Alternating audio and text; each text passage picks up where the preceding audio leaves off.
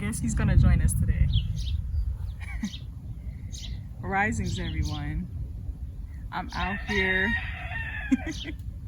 I'm out here surrounded by a whole bunch of trees, which means there's plenty of oxygen. So take some. There's plenty to go around.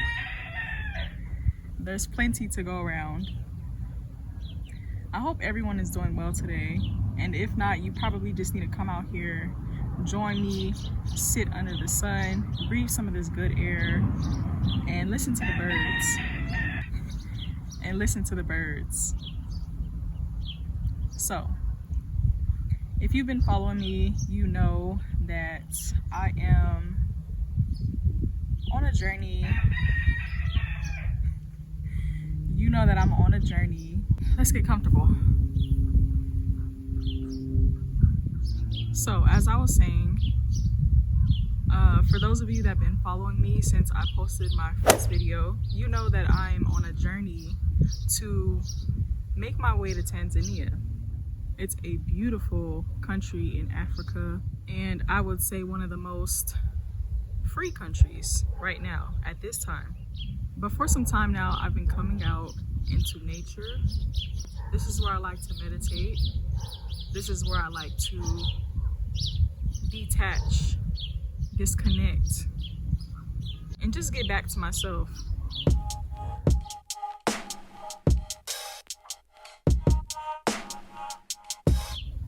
I've had something on my mind about our people. And when I say our people, I'm not talking about everybody. Just because we look the same does not mean we come from the same place. I have a question. What if you lived in a beautiful neighborhood? What if you lived in let's say, a beautiful neighborhood? You owned a beautiful neighborhood and it's yours. It's filled with all of your people. You have everything you need, from food, water, shelter, supplies, and riches. You know, just to name a few. But you basically have everything you need. You have all your necessities. There's plenty other neighborhoods around you, but your neighborhood is the one that has everything, right? So people from other neighborhoods are starting to look at your neighborhood to see what it is that they can get. There's some neighborhoods that respect the land. Then you have some neighborhoods who want to steal. You have some neighborhoods who want to do business and do trades, and so on. So everyone's just living their best life, enjoying everything that the land has given them. And somewhere down the line, all of your riches get taken. They get stolen.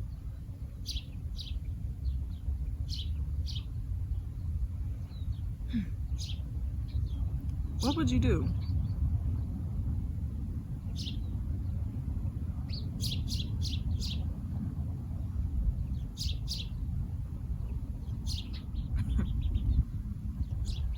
Some of you probably already seen where I was going with this.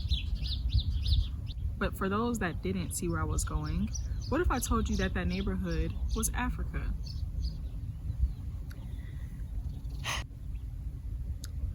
Africa.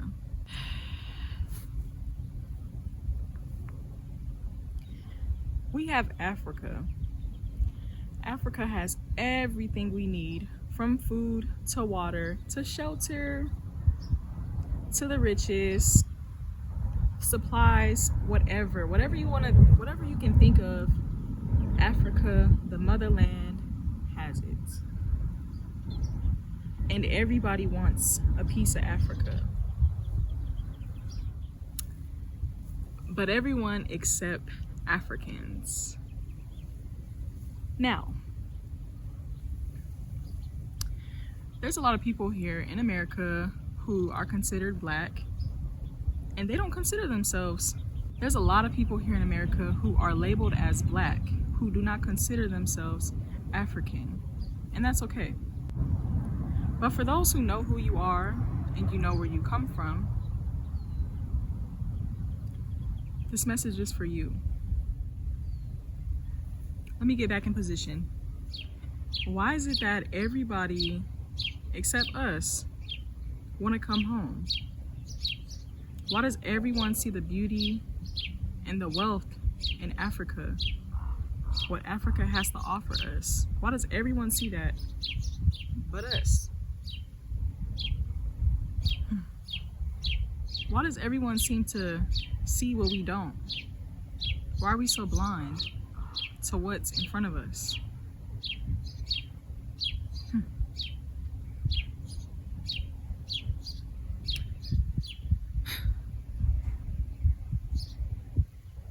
The more I ask myself that particular question, the more I realize some people and many people just were not meant to, they just weren't meant to take this journey like most of us are.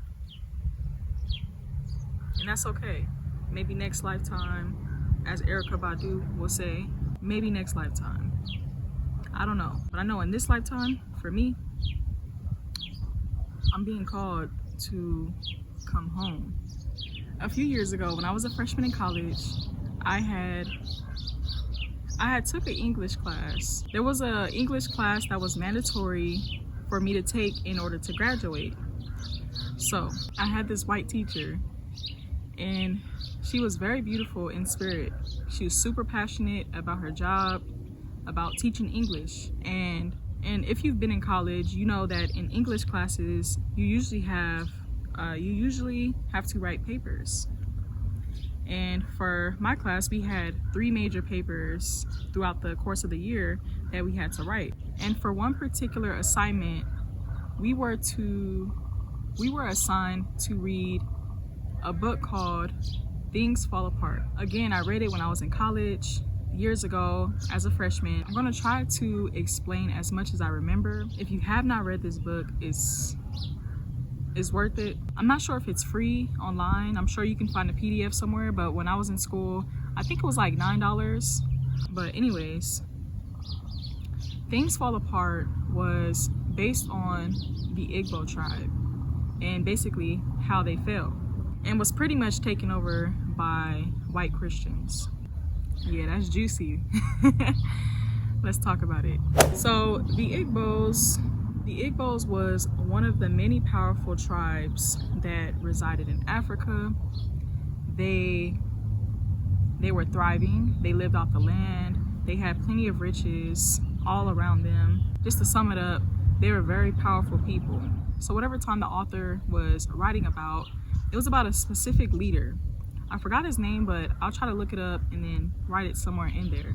But the leader, he was a very smart man, very strong, very brave, but he was also very arrogant. And sometimes his arrogance got in the way of his leadership.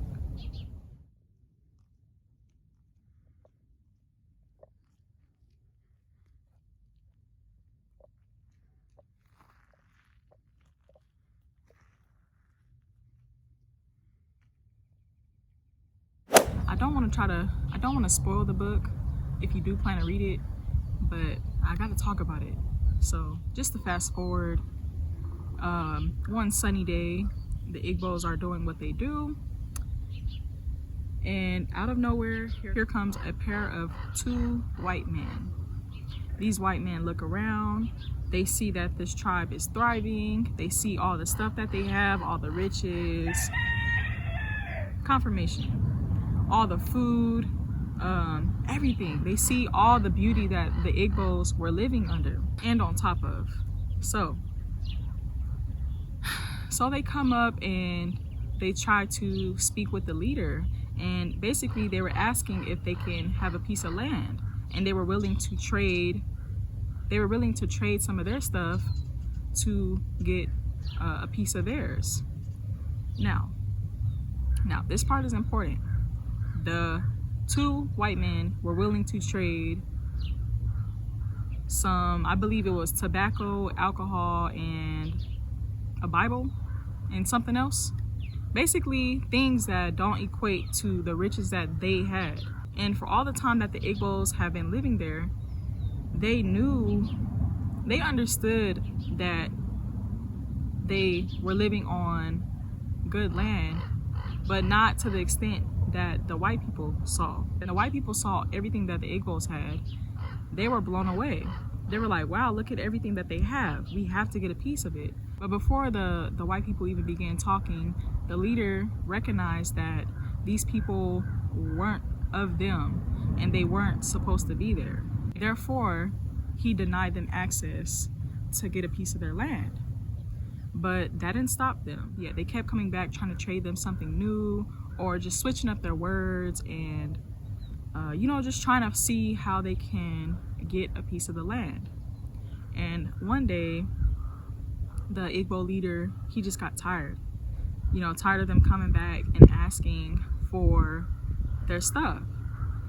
So in the beginning of the book, the author spoke about some of the traditions and beliefs that the Igbos had.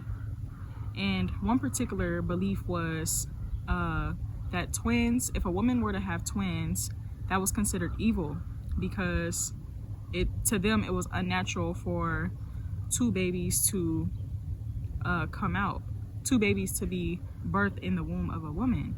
So if a woman had twins, they would cast the babies into what they called an evil forest. So it's basically a forest, and anything that they considered evil, it would go there and they would keep it there to die. They would tie it up to some of the trees and it would die.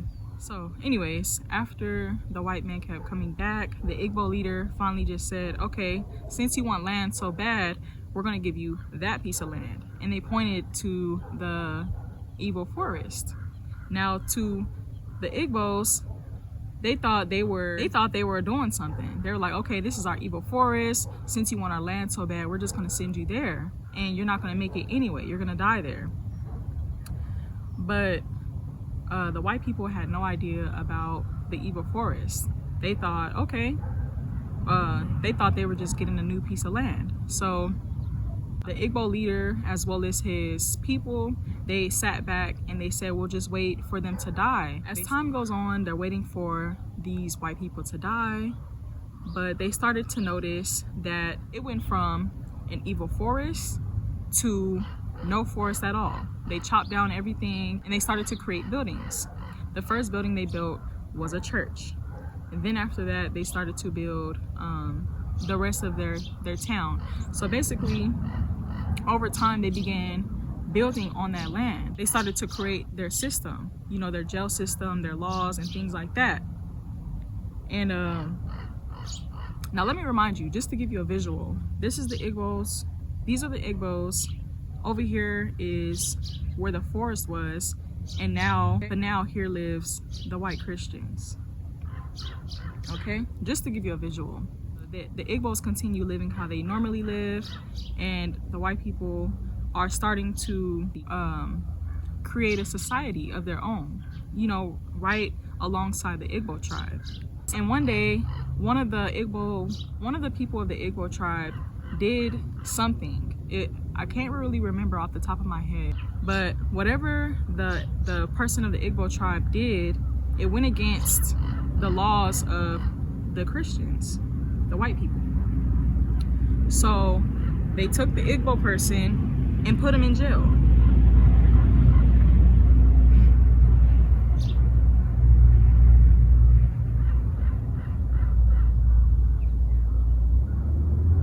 I'll just let that, sink in a little bit.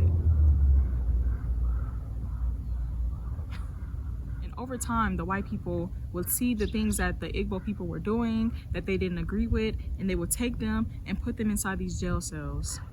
And before you knew it, the only people that was left were a few women, some kids, a handful of old people, and a few men, and the leader. So basically, the majority of the tribe were all imprisoned or somehow killed.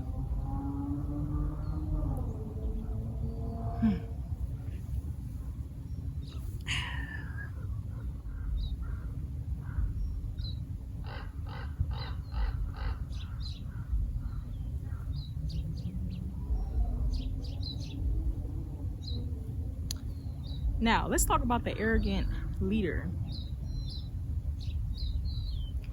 The leader was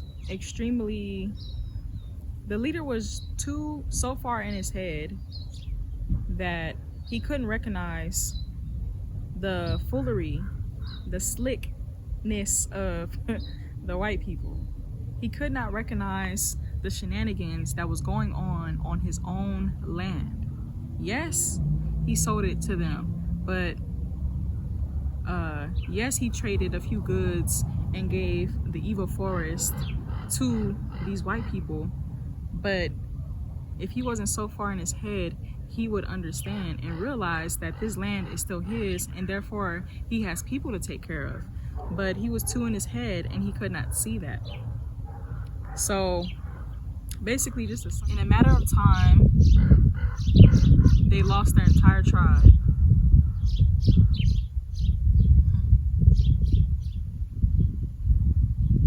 If that's not clicking for you, I don't know what is.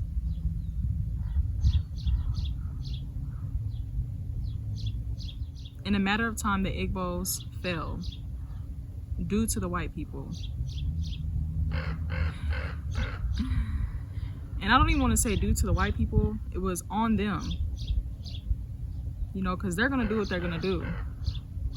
But it was up to the Igbos to hold their power. Okay? Again, I'm not a historian, so I really don't know all the facts of this story, but I feel it and I see it every day right around me. Our people have fallen. It's not just the message I'm trying to give, it's not just about the Igbos, it's about our people as a whole, our people in general, all across the globe. We have become ignorant to the power that is sitting right in front of us, let alone the power that's sitting within us. We have become ignorant to the power that's within us and all the riches and beauty around us. We have openly and freely given everything. And a lot of us want that back. I don't know about you, but I want that back. I wasn't designed to be without, to sit here in need when where I come from has everything and more. And enough. We have so much that we're able to give to people, but where we mess up is we give everything. We give access to the roots of it. But see, what they don't know is our power is endless. What they get from us, it runs out because they're not connected to the source like we are. They're connected to something else, and that's none of our business.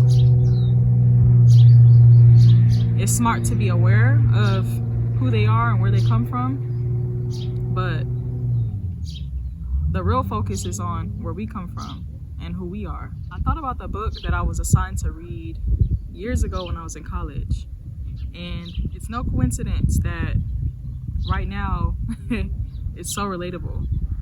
It's been relatable, but right now more than ever, it is so relatable. We have every tool we need. There's really no excuse. There's really no excuse now. We can either die in this prison or rise up. I choose to rise up. How about you?